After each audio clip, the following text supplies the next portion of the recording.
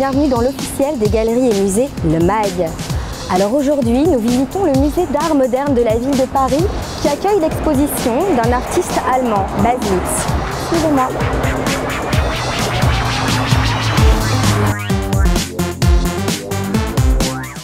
Ich habe mit Galerien hier gearbeitet und Ausstellungen in Museen gehabt. Und es war immer ein Risiko, weil die Franzosen die Deutschen nicht lieben. Und ich zähle als Expressionist. Aber die Deutschen, muss ich sagen, lieben die Franzosen sehr. Kurz und gut, jetzt sind 30 Jahre Skulptur hier zu sehen, etwas über 30 Jahre. Hier kann man sehen, dass ich auch eine sehr persönliche Ausformung gefunden habe. Monsieur Fabrice Ergaud, bonjour. Vous êtes directeur du musée d'art moderne de la ville de Paris et vous accueillez l'exposition Baselitz. Oui. Pouvez-vous nous présenter cet artiste? Alors Baselitz, c'est un des très grands artistes européens aujourd'hui, peut-être un des plus grands artistes vivants, qui est né en 1938 et qui est probablement un des plus grands inventeurs de formes, un des grands artistes aussi qui a su faire apparaître aussi l'histoire européenne dans l'art contemporain et dont l'œuvre est considérable. Et nous montrons au musée, nous avons organisé une exposition et pour la première fois nous ne montrons que la sculpture.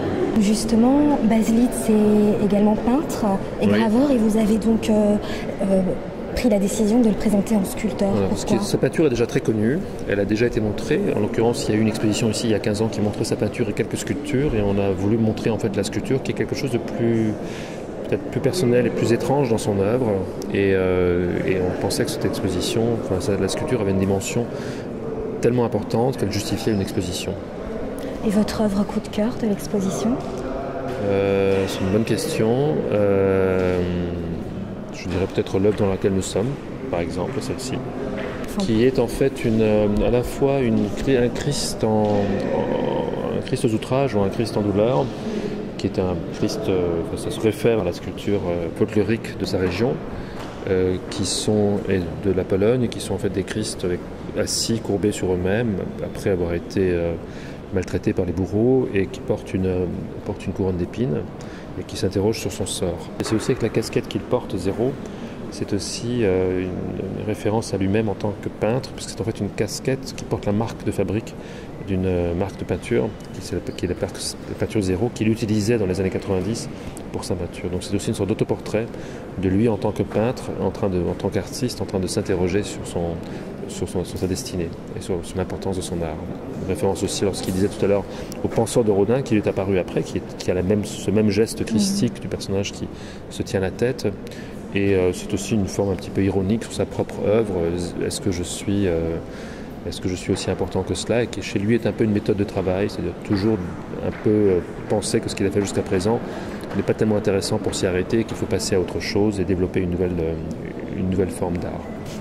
Alors nous voilà à présent en plein cœur du quartier Saint-Germain pour découvrir l'exposition Pompéi, un art de vivre au musée Mayol. Une invitation à remonter le temps et à découvrir l'intimité des habitants de la ville de Pompéi il y a 2000 ans. Madame Patricia Nitti, bonjour. Bonjour. Vous êtes la directrice artistique du musée Mayol. Oui. Et vous accueillez l'exposition Pompéi, un art de vivre. Alors l'exposition retrace la vie quotidienne des habitants de Pompéi. Pouvez-vous nous aider à mieux imaginer leur quotidien il y a 2000 ans? Alors, ce qu'on essaye de vous montrer ici, c'est une maison. Parce que si vous avez vu des monuments romains dans le monde entier, comme des amphithéâtres ou des colisées, vous ne voyez pas de maison, parce que les maisons, logiquement, n'ont jamais été construites pour durer 2000 ans. Donc, quand on a rouvert, c'est la grande particularité de Pompéi, c'est que Pompéi a permis de retrouver des maisons entières. Donc, en partant des objets qu'on y a retrouvés, puisqu'on a retrouvé les décorations murales, on a retrouvé les meubles, on a retrouvé les objets, puisque Pompéi a été scellé en plein midi, donc en pleine vie. On a pu reconstruire l'habitation, chose que vous ne pouvez pas voir, c'est un peu un rêve réalisé. D'accord, alors nous, ce qui nous a frappé, c'est le raffinement et la grande modernité des objets. Alors tous les habitants vivaient comme ça, avaient-ils tous ce goût de l'art de vivre, de bien vivre? Alors, si vous ne pourriez pas vivre aujourd'hui dans une maison, même à Versailles, qui est un endroit absolument sublime, mais c'est incompatible avec notre façon et notre art de vivre, aussi bien pour une maison de la Renaissance, c'est quand même fou de penser qu'il y a 2000 ans, ils avaient une civilisation qui était aussi proche de la nôtre, c'est-à-dire un sens de l'hygiène et du quotidien qui ressemblait énormément à celui d'aujourd'hui. Ils avaient le chauffage central, ils avaient l'eau courante au robinet, il y avait les salles de bain, il y avait les cuisines avec des objets très proches des nôtres. Et puis, ce qui est étonnant dans une ville comme Pompéi, qui n'est pas une ville impériale, qui est une ville normale de l'Empire romain, c'est la qualité exceptionnelle des objets que nous avons retrouvés. Donc, un goût de l'art extrêmement développé. Alors, petite confidence, quel est votre objet coup de cœur de l'exposition ? Coup de cœur, il y en a plusieurs. C'est difficile de faire un choix parce que moi j'ai travaillé 5 ans à Pompéi, alors j'ai eu le temps de m'approcher de pas mal d'objets. Peut-être quand même un petit coup de cœur particulier pour l'Éphèbe, qui est vraiment une des plus belles pièces romaines.